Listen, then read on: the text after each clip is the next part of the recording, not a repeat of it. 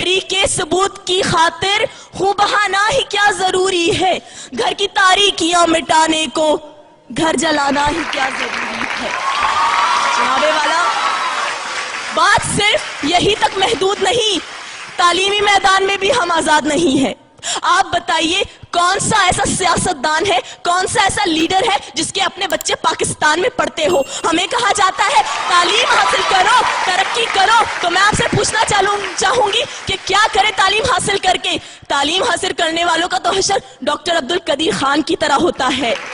America की खुशनुदी हासिल करने के लिए डॉक्टर आफिया को तश्त में पेश कर दिया जाता है, बरहना होकर उसे अमेरिकी अदालतों में पेश किया जाता है, लेकिन हमारी हुकूमत लबों पर मोहरे लगाए बैठी है। जनाबे वाला, लबों पर मोहरे लगाई बैठी है।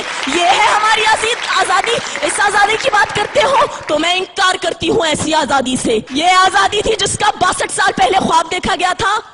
अरे शर्मिंदा हूं मैं अपने उन बुजुर्गों से जिन्होंने हमारे लिए अपनी जानों का नजराना पेश किया। मैं सिर्फ आखिर में इतना ही कहना चाहूंगी, निसार मैं तेरी गलियों पे ए वतन के जहां चली है रस्म के कोई न सर उठा के जिए।